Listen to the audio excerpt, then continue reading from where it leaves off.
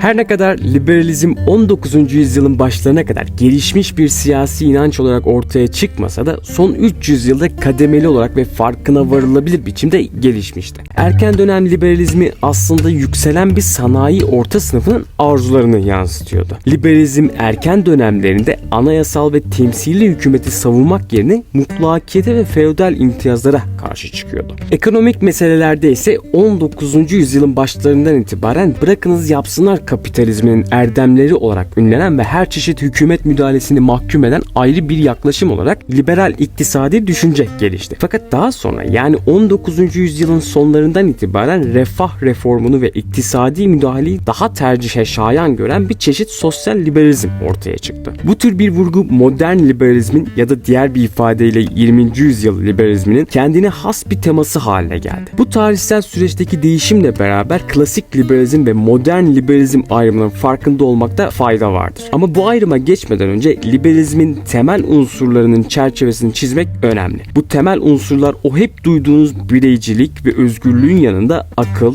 eşitlik, hoşgörü, rıza ve anayasalcılığı da içeriyor. Bunların biraz daha içine girelim ki bu hep duyduğumuz kavramlar havada asılı kalmasın.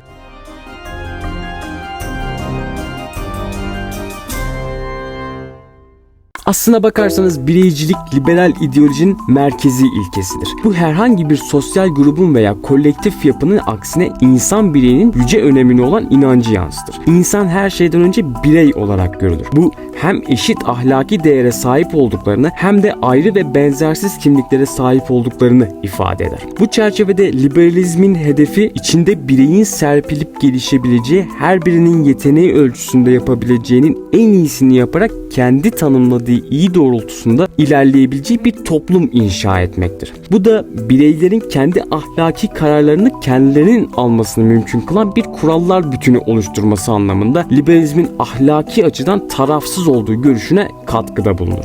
Bireysel özgürlük de liberalizmin merkezi değerleridir. Bireysel özgürlüğe eşitlik, adalet veya otoriteye göre öncelik tanınır. Bu doğal olarak bireye duyulan inançtan ve herkesin kendi seçtiği veya hoşlandığı şekilde davranmasını sağlama arzusundan kaynaklanır. Bununla birlikte liberaller bir bireyin özgürlüğünün diğerlerinin özgürlüğünü tehdit edebileceğini ve özgürlüğün kurallara uymama haline gelebileceğini göz önüne alarak hukuka bağlı özgürlüğü savunurlar. Dolayısıyla bireylerin herkes için aynı özgürlük ilkesiyle uyumlu biçimde mümkün olan maksimum özgürlükten yararlanmaları idealini savunurlar. Liberaller dünyanın rasyonel bir yapısı olduğuna ve bunun insan aklı ve eleştirel bir inceleme yoluyla keşfedilebileceğine de inanırlar. Bu da liberalleri bireylerin kendileri adına en uygun yargılarda bulunma yeteneğine sahip olduklarını ve pek çok durumda kendi çıkarlarının ne olduğunu değerlendirmede en iyi yargıçlar olabildiklerine ilişkin bir inanca yöneltir. Bu inanç aynı zamanda liberalleri ilerlemeye ve beşeri varlıkların anlaşmazlıklarını kan dökme veya savaş yerine tartışma ve ikna yoluyla çözebilme kapasitelerine inanmaya teşvik eder.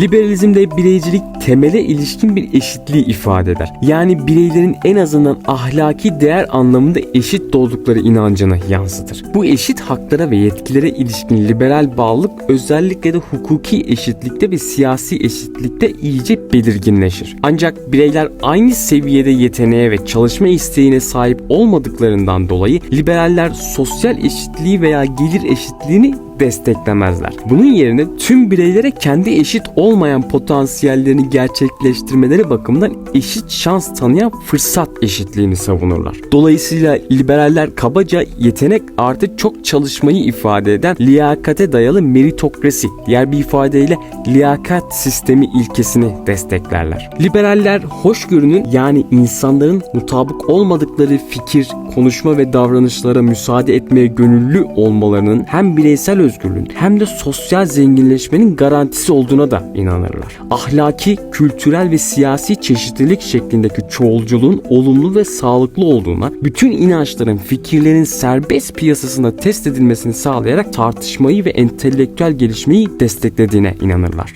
Liberal yaklaşımda otorite ve sosyal ilişkiler de daima rızaya ve gönüllü anlaşmaya dayalıdır. Dolayısıyla yönetim de yönetilenlerin rızasına dayanmalıdır.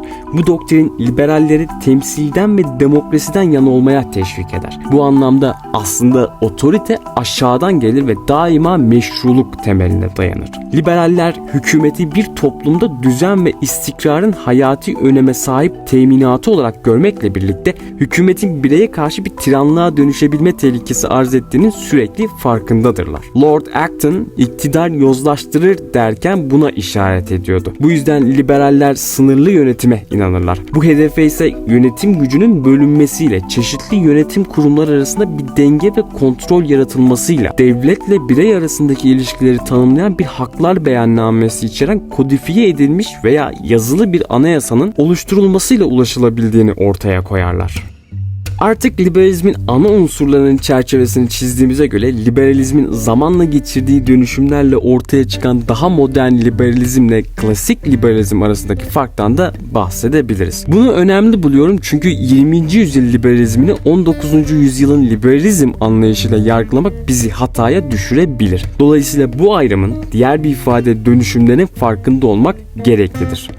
Klasik liberalizmin merkezi teması onun bireyciliğin en uçtaki biçimine duyulan bağlılıktaydı. Beşeri varlıklar egoist, yalnızca kendi çıkarını gözeten ve kendine güvenen yaratıklar olarak görülür. Macpherson'ın sahiplenici bireycilik olarak kavramsallaştırdığı bu yaklaşımda bireyler kendi kişiliklerinin ve kapasitelerinin sahibi olan ve topluma veya diğer bireylere hiçbir şey borçlu olmayan varlıklar olarak görülürler. Bu yaklaşımda devlete ve tüm biçimleriyle hükümet müdahalesine karşı derin bir sempatisizlik vardır. Tom Paine'in ifadesiyle devlet zorunlu bir kötülüktür. Devlet en azından düzeni ve güvenliği tesis etmesi ve sözleşmelerin uygulanmasını sağlaması anlamında zorunludur. Ama bununla beraber topluma kolektif bir irade empoze etmesi, dolayısıyla bireyin özgürlüğünü ve sorumluluğunu sınırlaması anlamında kötülüktür.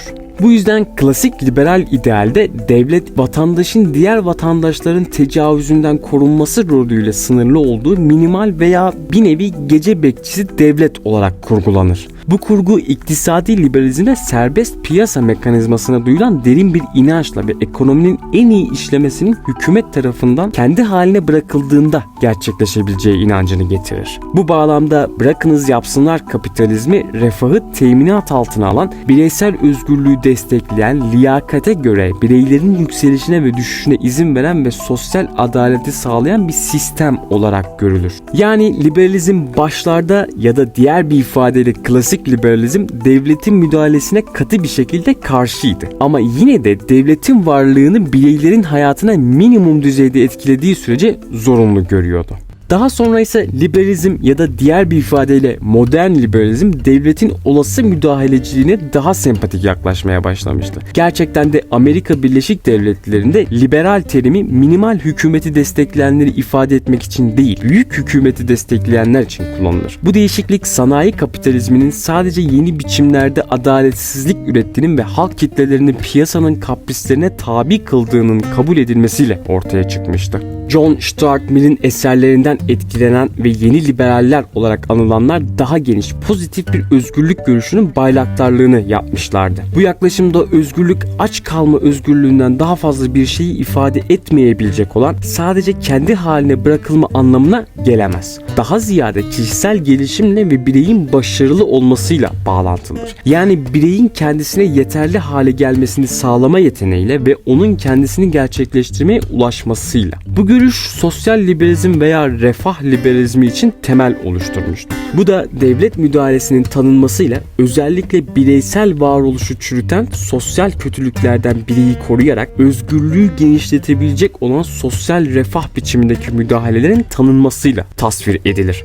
Bu kötülükler İngiltere'de 1942 yılındaki Beveridge raporunda 5 dev olarak ifade ediliyordu. Bunlar fakirlik, cehalet, işsizlik, bakımsızlık ve hastalıktı. Aynı şekilde modern liberaller bırakınız yapsınlar kapitalizmine ilişkin inanç inançlarını terk ettiler. Bu durum büyük ölçüde Keynes'in büyüme ve refaha sadece yönetilen veya regüle edilen bir kapitalizmle ulaşılabileceğine ve anahtar iktisadi sorumlulukların devletin eline bırakılması gerektiğine dair fikirlerinin bir ürünüydü. Bununla birlikte modern liberallerin kolektif önlemlere ve hükümet müdahalesine verdikleri destek daima şartlı olmuştur. Onların kaygısı zayıf ve kırılgan olanın gerçekten de kendisine yardım etmeye muktedir olmayanın içinde bulunduğu kötü durumla ilgilidir. Hedefleri her şeyden önce bireyleri içinde bulundukları durumun gerektirdiği sorumlulukları almaya ve kendi ahlaki tercihlerini yapmaya muktedir kılacak noktaya yükseltmektir. Liberalizmin ilkelerini refah ve yeniden dağıtım siyasetiyle uzlaştırma düşüncesi hoşunuza gittiyse John Rawls'ı da okumak isteyebilirsiniz.